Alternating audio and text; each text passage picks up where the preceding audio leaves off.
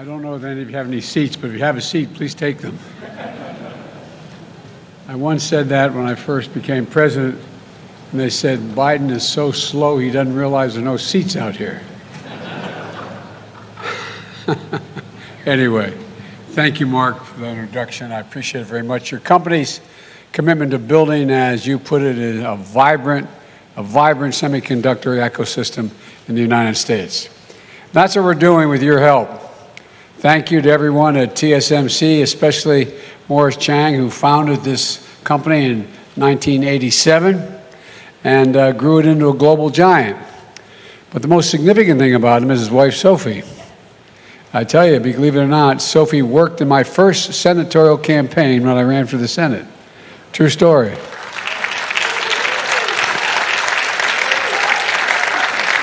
So I owe an awful lot to this company.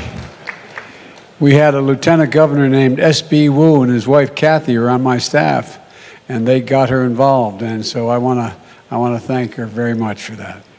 Mayor, thanks for welcoming us to your city, and Gov, you and I are different sides, but we see and share the same vision as Arizona is a hub, literally a hub for technical change that's going to take place, and that's well underway.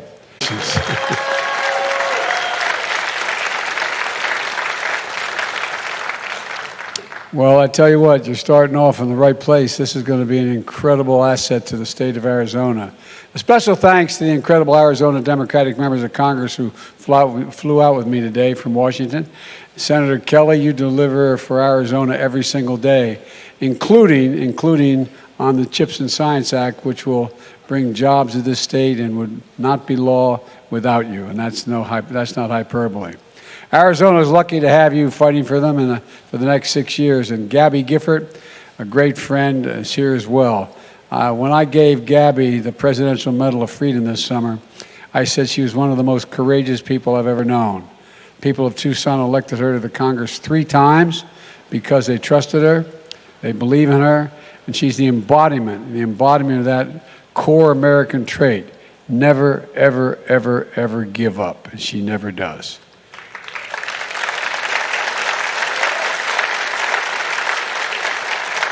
And I want to thank Senator Sinema, who can't be with us today. She's in Washington working out another major piece of legislation, a tremendous advocate for the people of Arizona and a leader in so many issues important to this state. 4 of Arizona's representatives are here with me, Ruben, Greg, Tom, and Raul. And where are you guys? We flew out together. They're still talking to me. Anyway, thank you, gentlemen, very much for all you've done to get us here today. And champions for their constituents working to build an economy that doesn't leave anyone behind. Gina Raimondo is an outstanding Secretary of Commerce, a fierce champion of U.S. industry, especially in semiconductors. I want to thank you to the business leaders here today. Tim Cook of Apple, where are you, Tim? He buys a few of these little chips. And he's a small customer here at this outfit. Between 25 and 35% of their, but anyway, I hope they're treating you well. And Sanjay of Micron. Sanjay has represented more than 24 tech and manufacturing companies, and you're here because you're seeing what we're all seeing.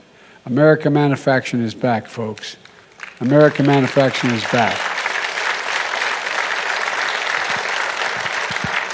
I recently took a trip literally around the world, starting in Egypt and ending up in Guam and finally coming home, ending with a meeting in Indonesia with the G20. The countries with many of the largest economies in the world. And what was clear in those meetings is the United States is better positioned than any other nation to lead the world economy in the years ahead if we keep our focus. There's a strong sense from all the world leaders of the resiliency of the American economy, and we're seeing it here at home with investments like the one we're talking about today. Together, with the help of your elected leaders here today, we've had an extraordinary 2 years of progress. We passed the American Rescue Plan, keeping tens of thousands of cops, firefighters, teachers, first responders on the job in all 50 states when revenues dropped because of the nature of the economy. We fully vaccinated more than 220 million people. We're rebuilding our infrastructure, fixing our roads, our bridges, our airports, strengthening American manufacturing by creating 750,000 manufacturing jobs just since I become president. What I'm most excited about is people are starting to feel a sense of optimism as they see the impact of the achievements in their own lives. It's going to accelerate in months ahead, and as part of the broad story about the economy we're building that works for everyone. One that grows from the bottom up and the middle out, that positions Americans to win the economic competition of the 21st century. When we grow it that way, the poor have a shot, the middle class do well, and the wealthy do very well. My dad used to have a saying. He said, you say, a job is about a lot more than a paycheck, Joey. It's about your dignity. It's about respect. It's about being able to look your child in the eye and say, honey, it's going to be okay. It's going to be okay. Thousands of Arizonans are going to be able to look their kid in the eye because of what you're doing here today and saying, honey, it's going to be okay, and mean it. Back in April 2021, I met with Mark and other industry leaders. TSMC had made a $12 billion investment here in Phoenix to build the first fab to make semiconductors in the United States. Now, the equipment is ready to move in. Next year, commercial operations are going to begin. And today, TSMC has announced a second major investment. They will construct a second fab here in Phoenix to build chips, 3 nano chips, the 3 nano chip. Chips that are 3 nano, and you know what I'm saying. Nano, no, I don't know. But look, these are the most advanced semiconductor chips on the planet. The chips will power iPhones and MacBooks, as Tim Cook can attest. Apple had to buy all the advanced chips from overseas. Now they're going to bring more of their supply chain here home. It could be a game changer. All told, TSMC is investing $40 billion here in Arizona, the largest foreign investment in the history of this state. Over 10,000 construction jobs and 10,000 high-tech jobs will be created. And I want to thank everyone in this company for making this happen. You know, I know our host won't mind my pointing out that America invented the chip. Morris Chang was a pioneer in the era of graduating from MIT and getting his start at Texas Instruments. Federal investment helped reduce the cost of those chips, creating a market and an entire industry that America led. Over 30 years ago, America had more than 30% of the global chip production. Then something happened. American manufacturing, the backbone of our economy, began to get hollowed out. Companies moved jobs overseas. Today we're down to producing only around 10% of the world's chips, despite leading the world in research and design of new chip technologies. But folks, where is it written? Where is it written that America can't lead the world once again in manufacturing? I don't know where that's written, and we're proving it can. Not just here in America. Micron is investing $100 billion to build semiconductor factories in Syracuse, New York. Intel is investing $20 billion to do the same in Ohio. IBM is investing $20 billion in Poughkeepsie, New York. I just went up there. These investments are helping us build and strengthen the supply chain here in America.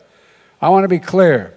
As we build a stronger supply chain, our allies and partners are building alongside us as well. Some of the companies here today are customers that are going to buy these chips made here. Some are suppliers that are going to help make these chips. And they all depend on a strong supply chain. That's why what we're doing here in Arizona matters across the country and around the world. Folks, as we see here in Phoenix, the United States is a top destination for companies across the globe looking to make investments because we have a world-class, highly skilled, committed workforce, union labor. And you can clap for that.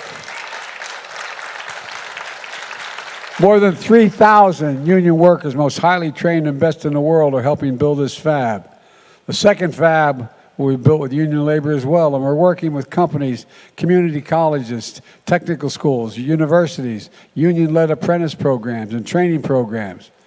I've had a conversation with the Business Roundtable, all the major chambers of commerce. The reason why business should be hiring union folks, if you don't mind my saying, is simple. They're the best in the world. We're the single greatest technicians in the world.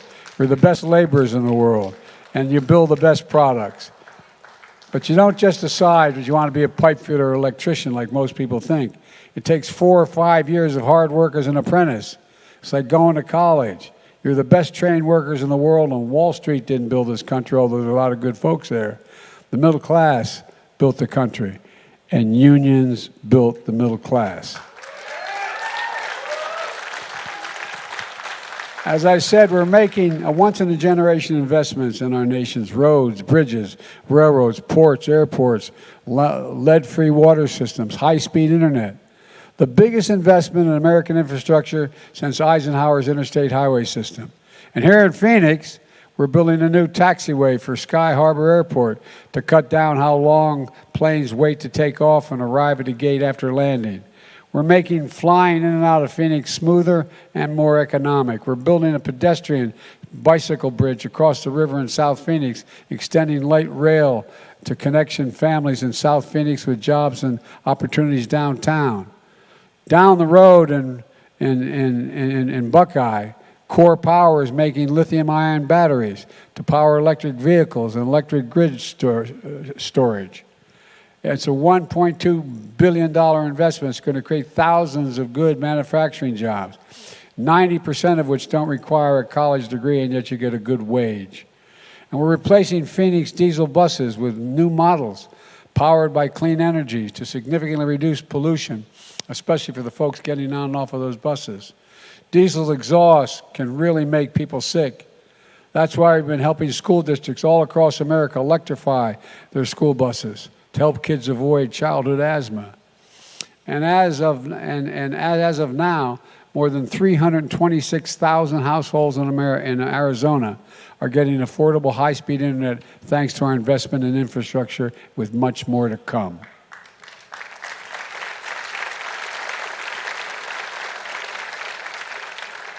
When Arizonans see the big picture, in your hometowns, cranes going up, shovels in the ground, workers with hard hats, I want you to feel the way I feel. Pride. Pride. We can do, what we can do together is just anything, virtually anything. Folks, here's the bottom line. Our approach to building the economy of the future is from the bottom up and the middle out, and it's working. We've added jobs every single month of my presidency, 10.5 million new jobs, 750,000 of them manufacturing jobs. Exports are up, which means we're making things here in America and shipping the products overseas rather than shipping the jobs overseas to make things overseas and bring them back home. And we have much more to do.